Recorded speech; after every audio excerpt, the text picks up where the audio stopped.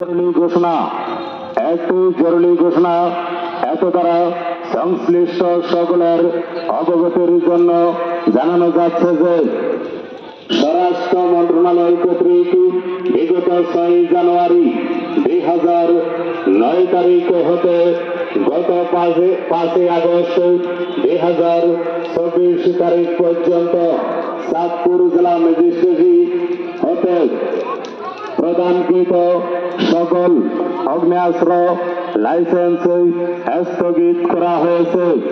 স্থগিতকৃত লাইসেন্সভুক্ত আগ্নেয়াস্ত্র ও গোলা বারুদ আজ বিকাল 5টার মধ্যে লাইসেন্স গ্রহীতার স্থায়ী ঠিকানার থানায় অথবা বর্তমান বসবাসের ঠিকানার নিকটস্থ থানায় লাইসেন্স গ্রহীতা নিজে অথবা মনোনীত প্রতিনিধির মাধ্যমে জমা প্রদান করবেন এবং তার প্রমাণক আজই জেলা প্রশাসকের কার্যালয়ে দাখিল করবেন।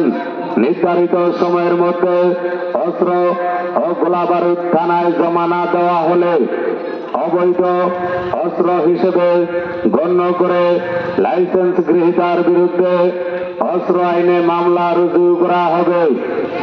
আদেশক্রমে কামরুল হাসান, জেলা প্রশাসক ও জেলা ম্যাজিস্ট্রেট, চাঁদপুর।